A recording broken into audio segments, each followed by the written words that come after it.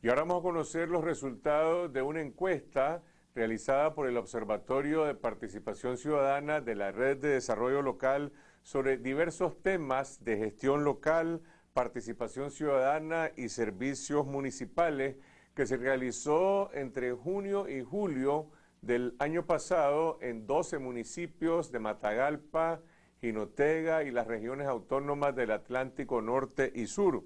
Específicamente entre 2.438 personas de los municipios de El Cuás, San José de Bocay, Pantasma, Río Blanco, Tumaladalia, Matiguás, Rosita, Bonanza, Guaslala, Mulucucú, Ciuna y Paihuas. Nos acompaña Roberto Stuber del Centro de Estudios de Análisis Político, que fue uno de los coordinadores metodológicos para la realización de esta encuesta. Buenas noches, Roberto. Buenas noches.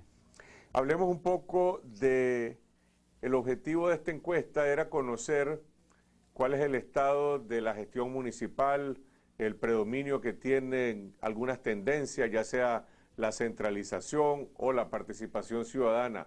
Estos municipios están gobernados mayoritariamente por el partido de gobierno o en otros hay sectores opositores. Sí, se escogió una muestra de municipios en los cuales tenía un interés uno de los organismos que obra económicamente, que financia el observatorio, y son 7 municipios donde gobierna el FSLN y 5 municipios donde gobiernan los partidos de oposición. Sin embargo, de estos 7 municipios donde gobierna el FSLN, en las elecciones últimas donde resultaron electos, hubo algunas tensiones en la mayoría de ellos porque el ascenso del Frente Sandinista fue porque se dividió el voto opositor, etcétera. Lo que quiero decirte con esto es que es un ambiente que no es totalmente hegemónico para el... Y eso es quizás una de las primeras cosas que llama la atención de esta encuesta, cuando a la gente les preguntan sobre su adscripción política, sus simpatías, a diferencia de otras encuestas en las que a nivel nacional el FSLN aparece con una simpatía del 50% o más, aquí andará por el, no sé, 20 y pico, 30%, hay un sector independiente muy grande alto, y hay un sector alto que se declara opositor incluso mayor o igual que el que apoya al FSLN. Exactamente eso.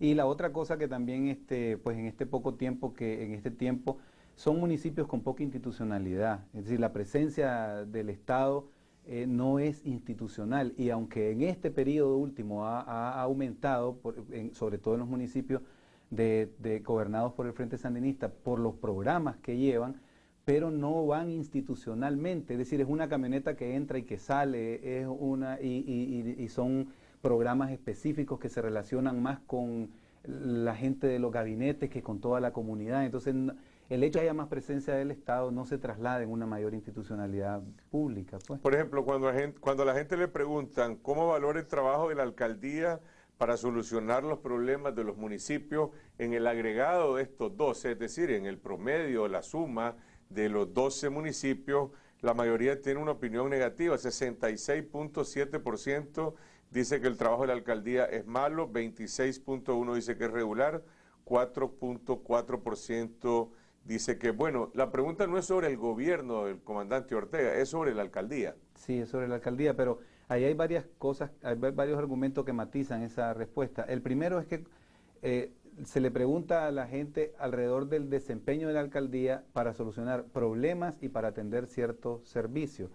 Y la mayoría de esos problemas no son solamente atribución de la alcaldía, son problemas que escapan a la posibilidad de la alcaldía o que implicarían una buena coordinación con las instancias nacionales del sector público. Entonces, la valoración es bastante negativa, podría ser esa una de las razones, otra podría ser la mala coordinación, otra podría ser que las alcaldías no tienen una buena información, es decir, son lugares con poco acceso a los medios de comunicación, las radios tienen poca cobertura y las radios locales peor, Carlos Fernando, las que tienen cobertura son las nacionales. En esta pregunta sobre la capacidad de la alcaldía de cumplir con los servicios municipales, las valoraciones que se obtienen tienen una tendencia similar para los municipios que están gobernados por el partido de gobierno que para otros gobernados por fuerzas políticas, digamos, opositoras. Similar. No hay diferencia. Sí, hay diferencias en un municipio contra otro, pero cuando observas los dos bloques no hay diferencias que se puedan decir sustanciales. Es decir, en términos generales hay un grado alto de insatisfacción con la calidad de la gestión municipal. ¿Por qué? ¿Logran ustedes indagar sobre las causas y las razones? Hay algunas preguntas, pero no. El estudio solo se pudo hacer aplicando encuestas. Siempre es bueno que este tipo de estudios también se acompañen con grupos focales, entrevistas a personas especializadas, pero no había recursos para eso, escogimos solo. Entonces, el estudio es una radiografía de la opinión, ¿verdad?, que tiene la gente. Entonces, no pudimos profundizar en otra área, pero hay algunas preguntas que sí. Y yo pienso que giran alrededor de la explicación por la cual la gente tiene este tipo de opiniones, gira alrededor de, primero porque en algunos casos los municipios los recursos que tienen no lo están orientando en las necesidades que son fundamentales. Por ejemplo, los municipios gobernados por el Frente Sandinista, la orientación de los municipios es más nacional que particular. Es decir, si por ejemplo el gobierno central dice vamos a echarlas todas ahora con tal tema, los municipios entregan gran parte de eso.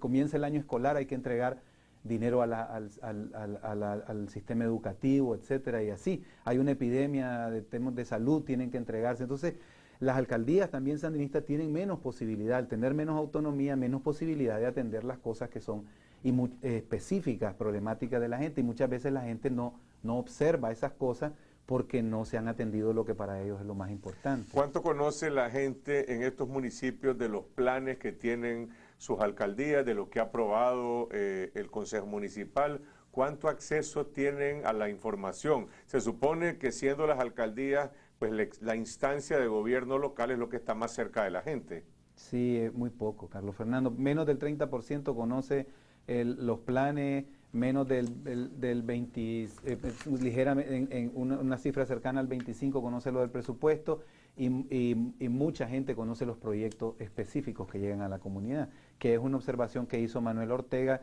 la persona que escribió el informe global. Él dice, aquí estamos nosotros ante la presencia de una participación micro, es decir, de un movimiento, de una actitud, de una voluntad de participar en lo pequeño, en lo que corresponde, en lo que me toca. Pero nosotros sabemos que ese no es el concepto de ciudadanía que aparece en nuestra Constitución, ni de participación ciudadana. La participación ciudadana es la supervisión, el control de lo público. Y lo público es todo lo que tiene que ver con gobierno municipal, entidades públicas, etcétera. Entonces, tenemos un comunitarismo, por así decirlo. Pues, es decir, lo que se observa es los índices de participación, conocimiento, etcétera, se van aumentando en la medida que va bajando el foco y van reduciéndose en la medida que va. Por ejemplo, cuando a la gente le preguntan si participa en los cabildos, que son una de las instancias de convocatoria para conocer y aprobar los presupuestos y los planes municipales, solamente un porcentaje pequeño, el 9%, dice que participa, el 91% no. Esto que se capta acá, ¿es un caso aislado, particular de esta zona, o te parece que refleja un poco la tendencia nacional? Yo creo que refleja la tendencia nacional.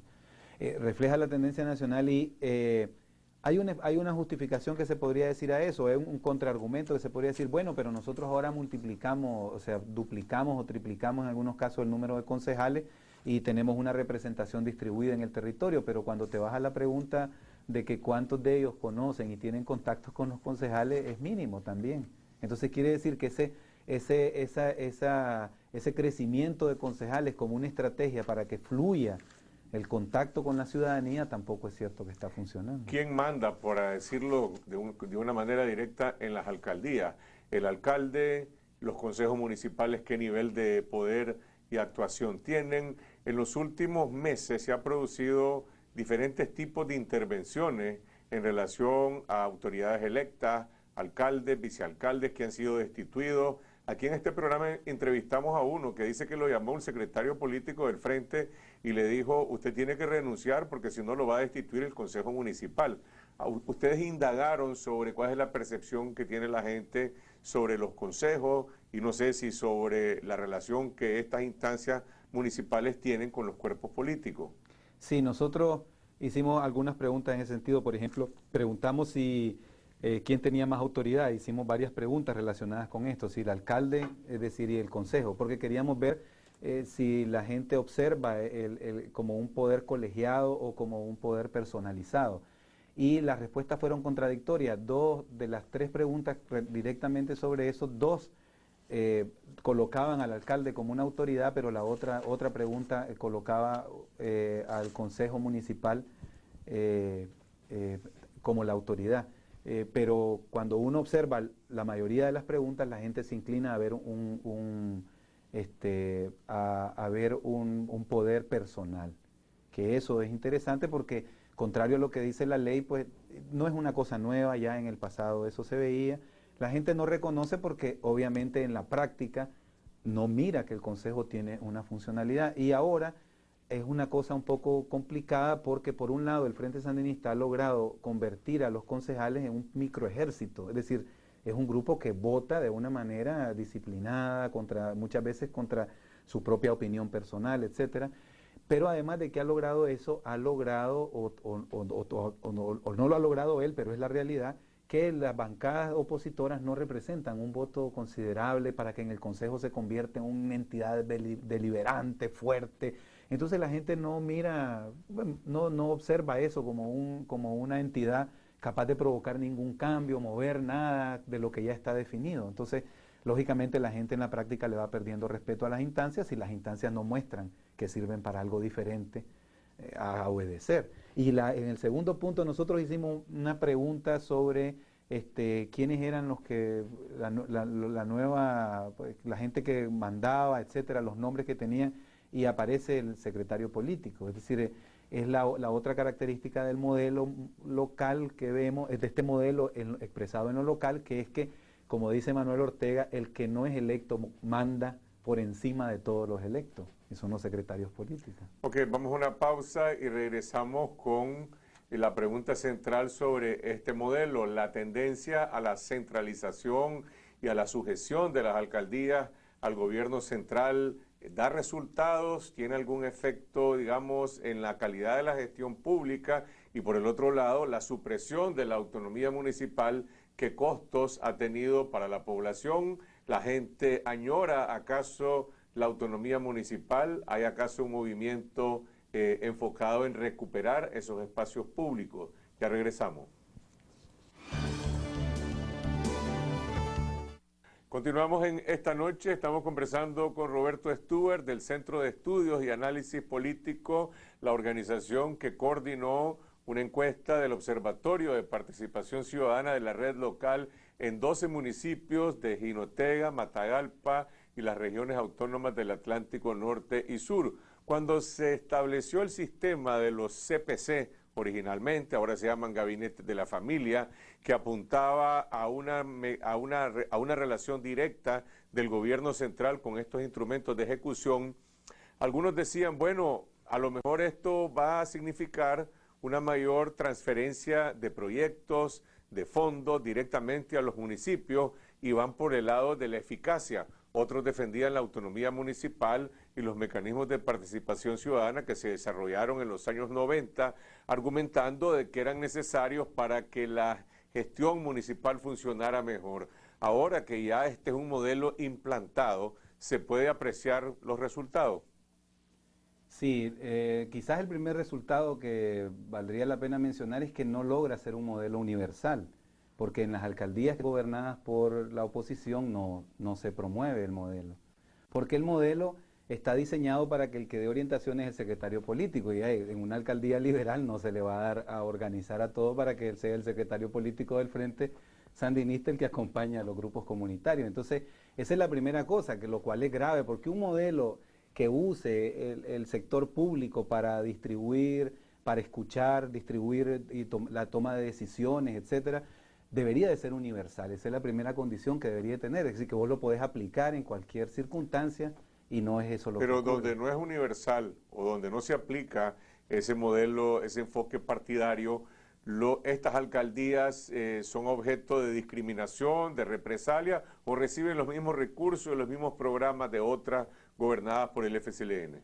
Sí, los programas están porque cuando uno le preguntó por los programas, la gente mostró el conocimiento sobre los programas igual, pero no tienen ninguna coordinación con las alcaldías. Es decir, se sabe claramente que es una relación directa en la mayoría de los casos y la gente sabe que el canal para eso son los gabinetes que se han estructurado alrededor de los funcionarios públicos que atienden. Básicamente, yo siento que el tendido donde se consolida esta estructura comunitaria es vía las entidades del Estado donde hay más empleados públicos, es decir, MINSA y MINED son claves para el fortalecimiento de esto porque tienen presencia generalizada, pues. Entonces, funcionan estos funcionarios públicos como especies de animadores de todos estos espacios. Ahora, algunos instancias de cooperación internacional, algunos programas de cooperación que se ejecutan han incluso elogiado ese modelo del gobierno en aras de que dicen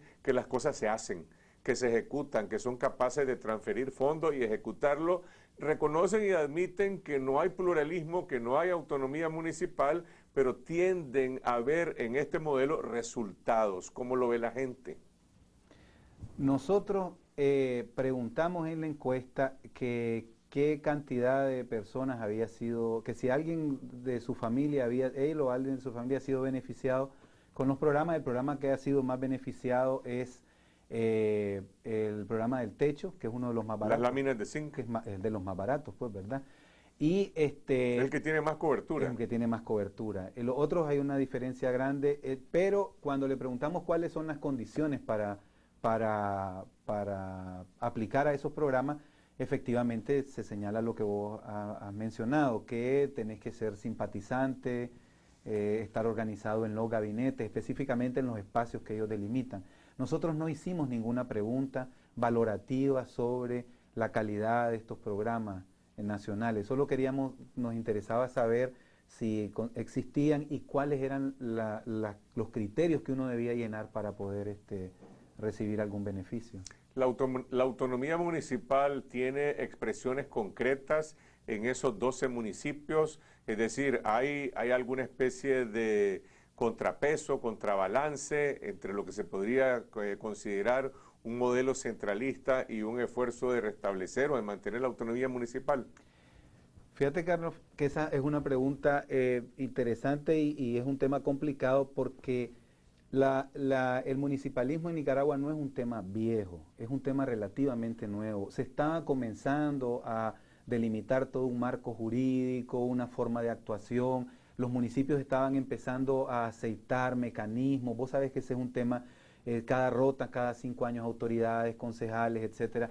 Y se estaba estableciendo una forma de trabajar que se basaba pues en una serie de indicadores de funcionamiento, procedimientos estables para cumplir, etcétera.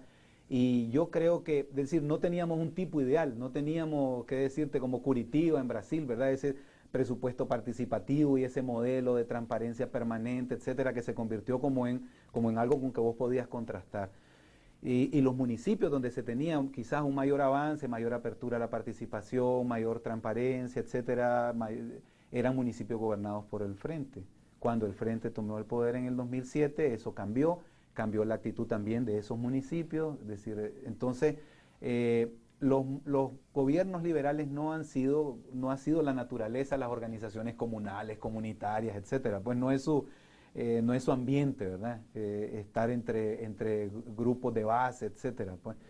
Pero a pesar de eso, podríamos decir que en algunos temas que tienen que ver con transparencia, apertura, etcétera, los municipios liberales salen mejor valorados que municipios. Los gabinetes de la familia son la expresión principal de la representación política, digamos, del partido de gobierno, aparte de lo que es propiamente el FCLN. ¿Qué pasó con los CPC? ¿Existen o no tienen presencia? Se evolucionaron, los consejos del Poder Ciudadano evolucionaron en gabinetes de la familia. Nosotros preguntamos por la participación y los índices son muy bajos. Pues, y pareciera, nosotros con Raúl Obregón de MIR hemos trabajado en varias encuestas midiendo, y lo que hemos visto en todas esas encuestas es que hay un pequeño ascenso cuando vienen elecciones y después viene un descenso y una estabilidad. Ahora, ¿qué es lo que ha pasado con los gabinetes? Los gabinetes sustituyeron, por decirlo de alguna manera, los CPC. Los CPC tenían un ámbito muy general porque eran consejos del poder ciudadano, significaba pues el poder del pueblo, una cosa así, ¿verdad? El pueblo presidente.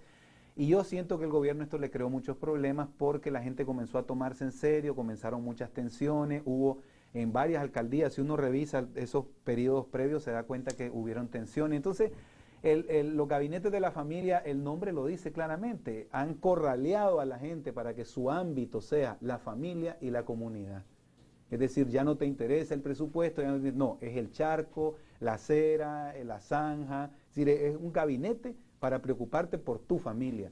El concepto de ciudadanía que tiene la Constitución, la ley, etcétera, es un amplio, es decir, sobre lo público, en cualquier espacio, sin necesidad de partidos, etcétera. Pero lo que el modelo orienta es lo contrario, pues. ¿Qué dicen los resultados de esta encuesta en relación a las aproximaciones que hacen ustedes sobre cómo se desarrollan estos espacios de ciudadanía, de acceso a lo público, de rendición de cuentas? ¿Hay alguna clase de balance en estos 12 municipios? Sí, por un lado, la valoración que se hace de las municipalidades no es buena en cuanto a que ellos tengan que crear todas las condiciones para que la gente participe, pero por otro lado la gente reconoce que no participa. Es decir, tanto el que le toca la responsabilidad de ofrecer las condiciones como al que debe de asistir, no tienen un papel beligerante. Ahora, ¿qué pasa con esos partidarios del FCLN que activamente están siendo convocados a diferentes tipos de tareas? Eso es también participación ciudadana de alguna manera. Sí, en algunos casos podría ser más participación comunitaria en el sentido de que hacen cosas muy específicas que no cuestionan, no revisan, no analizan lo que se hace en el sector público. Ejecutan. Y en algunos casos asisten a los cabildos, etcétera, y hay comentarios, pero cuando hay voces de protesta se convierten en un pequeño coro que acalla, pues. Es decir, parece que internamente ellos han creado, y todo eso la gente lo percibe, la gente lo sabe, la gente se entera, han creado mecanismos paralelos de participación que son los decisorios. Entonces hacen una reunión que no es un cabildo con los delegados de los gabinetes, etcétera, y en esa reunión se toman las decisiones clave para después llegar a un cabildo y ya todo el mundo vota a favor. Entonces la gente también no es tonta, ¿verdad? En los municipios donde el Frente Sandinista gobierna, la gente puede observar a dónde es que se toman las decisiones porque la gente comenta esas cosas. ¿En quién confía la gente a nivel local? ¿A quién le creen? Tanto a nivel de los liderazgos como de las instituciones. ¿Qué dice la encuesta? La encuesta dice que la gente le cree al que no está cerca. Es decir, o al que tiene le cree más a la iglesia protestante, a la iglesia católica, a los medios de comunicación, le cree al ejército. Fue hace un año la encuesta, ¿verdad? Entonces, él no tiene una presencia directa. Pero a medida que te vas acercando al que tiene una presencia directa, la alcaldía, los representantes del partido, los concejales, eso va disminuyendo, disminuyendo, disminuyendo. Es decir, confío en el que todavía no me ha jodido, por decirlo de alguna manera, pues. Ahora, esta encuesta la presentaron ustedes acá en un foro de la Red de Desarrollo Local. En esos municipios en que se hizo, hay espacios, hay oportunidad para ir a abrir estas discusiones y decirle a la gente, esto fue lo que ustedes opinaron en esta encuesta, aquí están los resultados. Sí, se va a hacer, se va a opinar, no en todos los 12 municipios, creo que se va a hacer en un municipio donde asistan 2 o 3 y se va a cubrir creo que a la mitad. También tiene que ver porque las organizaciones que participaron en el levantamiento de la encuesta están interesadas en esto, en llevarlo. Y la voluntad existe, hasta el momento no se ha impedido, pues ninguna organización nos ha dicho que es mejor no ir. Entonces pensamos que ¿Qué tanta tolerancia hay a nivel local? Uno ve lo que ocurre en algunos espacios, digamos, que dependen del presupuesto público, las universidades, lo que ha ocurrido en León, en algunos lugares aquí en Managua, donde independientemente de las declaraciones públicas, no hay mucho espacio para discusión y para tolerancia. En estos municipios, ¿cuánta capacidad hay de poder tener diálogo y tolerancia? Bueno, la encuesta en general la hicimos sin mayores inconvenientes, digo yo, en el sentido de que no hubo agresiones físicas, etcétera, pero en 4 municipios tuvimos un poco como de espionaje, ¿verdad? Una cosa así, ¿verdad? De sectores vinculados al partido, al Frente Sandinista, que querían copias de las encuestas, a dónde vas a ir, cuáles, o sea, cosas que hombre, eso ya no se debería de usar, pues. Pero esa es una intervención de un aparato político. Yo me refiero en cuanto a que si la gente tiene confianza del vecino para poder conversar, tiene claridad para poder identificarse con su opción política, tomando en cuenta que en esos municipios se produjeron heridas muy fuertes por los problemas electorales, hay heridas anteriores de la época de la guerra, se han abierto nuevas heridas, como lo que acaba de ocurrir en Fantasma, por ejemplo. Los porcentajes de no sé, no respondo son muy altos y se elevan a medida en que las preguntas son más, donde se le pregunta a la gente algo que tenga que posicionarse con respecto a, usted piensa que eso es bueno, usted piensa, entonces la gente comienza y son muy altos, pues vos lo dijiste cuando sobre la identificación política, es mucho mayor que los que se identifican. No sé si necesariamente eso sea por miedo, porque no encontramos, los encuestadores no dijeron, mira, hay un miedo generalizado. Yo diría más bien que es como una especie de prudencia, es una especie de ¿por qué te tengo que decir algo si no sé si me va a perjudicar? Pero no es que la gente esté atemorizada, que vos vas a llegar y encontrás un temor pues generalizado, pero sí una actitud como de no apertura, ¿verdad? Que no creo que sea lo mismo. Para los auspiciadores de esta encuesta, para la Red de Desarrollo Local, por un lado, y para COSUDE, que es la institución internacional que apoyó que se realizara, ¿qué les deja como conclusión? La encuesta fueron 91 preguntas, tiene una serie de apartados que tienen que ver con la gerencia, desarrollo local, participación ciudadana, y esta participación ciudadana tiene 7 apartados más alrededor de cómo se hacen los cabildos.